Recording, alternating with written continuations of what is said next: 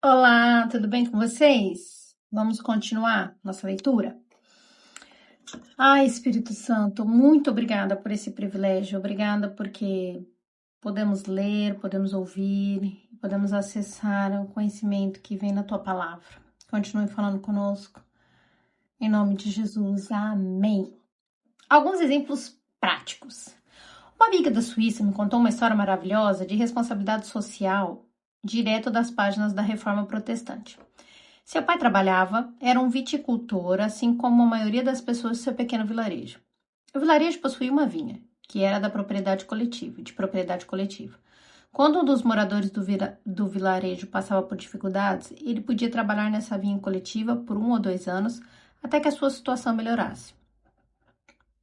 A família em dificuldade cultivava a vinha e ficava com a safra daquela estação. Quando tivesse se estabelecido, a comunidade passava a vinha para outra família carente. Generosidade e responsabilidade social, tudo conforme a economia bíblica. Enquanto eu dava aulas em uma escola de missões na Dinamarca, uma obreira dinamarquesa contou o que ela e os outros missionários tinham feito em uma tribo tibetana com a qual trabalhavam. Essa tribo nômade tinha perdido um grande número de iaques, espécie de boi do Tibete, devido a uma sequência de invernos extremamente rigorosos. A tribo estava passando por fome porque os iaques eram sua principal fonte de sobrevivência. Os missionários dinamarqueses sabiam que poderiam arrecadar dinheiro no ocidente para ajudar a tribo e assim o fizeram. Eles compraram mais iaques e entregaram para as famílias que se encontravam nas condições desesperadoras. A pergunta da entusiasmada obreira para mim foi: como nos saímos em relação à aplicação dos princípios bíblicos de economia nessa situação? E a minha resposta foi que eles tiveram metade da revelação. E a metade de uma revelação é melhor do que nada. A equipe tinha percebido que trazer simplesmente a mensagem da salvação não era o suficiente. Eles perceberam que teriam de se envolver em outras áreas de necessidade da tribo. Viram uma necessidade financeira e buscaram uma solução. O problema foi com a solução que encontraram. Perguntei para a obreira: o que aconteceria com a tribo se eles passassem novamente por mais uma sequência de invernos rigorosos? Ela respondeu: eles estariam em dificuldade novamente, de novo, né? Exatamente. A solução não tinha resolvido o problema.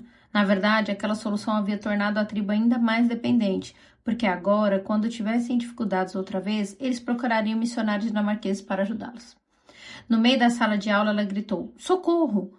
O que nós podemos fazer? Parte do problema é o nós da pergunta. Deus, com todo o seu desejo de ver um povo se desenvolver, quer mais ênfase no eles. Antes de tudo, a tribo deveria ter sido envolvida no processo de decisão. O objetivo da economia, segundo a Bíblia, é incentivar a independência econômica, juntamente com as bênçãos. Deus sempre dá responsabilidades, e isso deve ser sempre um dos objetivos da solução. Presta atenção nisso aqui, ó. Juntamente com as bênçãos, Deus sempre dá responsabilidades. E isso deve ser sempre um dos objetivos da solução.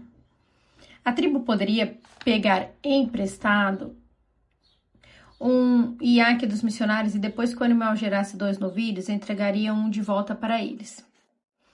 Um simples plano de devolução de empréstimo permitiria aos missionários emprestar um iaque a outra família carente. A tribo poderia organizar seu próprio sistema, por meio do qual eles próprios passariam para o segundo novilho a uma família que tivesse dificuldades. Esse sistema estimula a independência e a responsabilidade, como também inicia o processo de multiplicação da bênção original adquirida.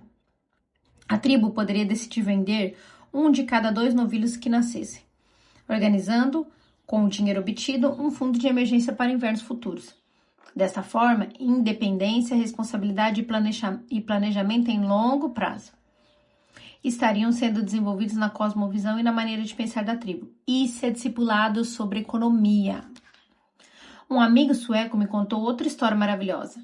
Enquanto viajava a negócios por uma grande cidade africana, no meio da noite ele acordou e não conseguiu voltar a dormir.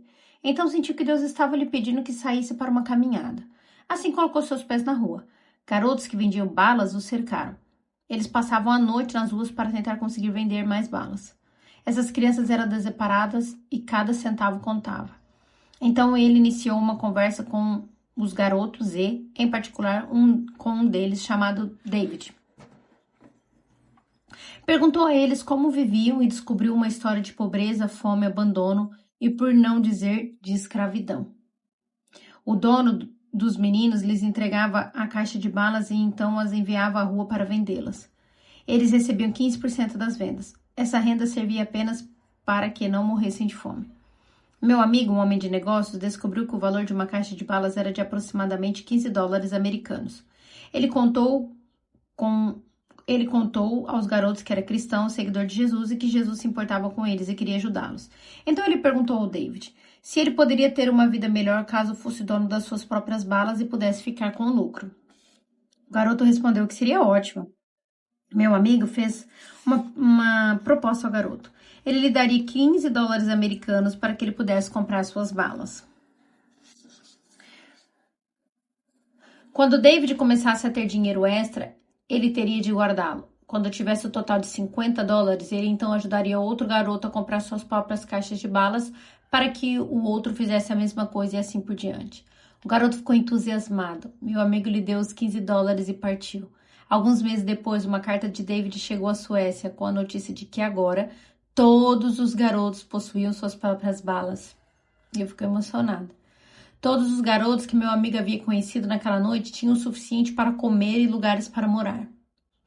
Todos haviam se tornado cristãos, frequentavam a igreja e estavam ajudando outras crianças a saírem das ruas. Isso é a economia que a Bíblia ensina: generosidade, independência, responsabilidade e multiplicação.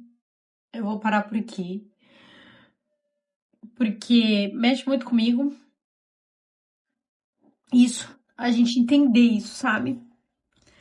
Porque eu sei que a gente quer ajudar as pessoas e tá tudo bem, tá certo, foi a maneira como nós aprendemos, mas você ver uma pessoa amadurecer, tendo independência financeira, econômica, não é?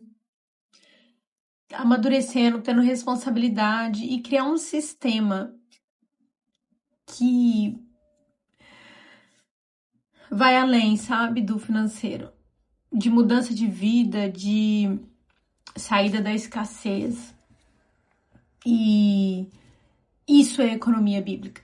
Não é só você ser rico, não é só você deixar de ter dívidas, não é só você sair da pobreza, não é só você ajudar quem é carente.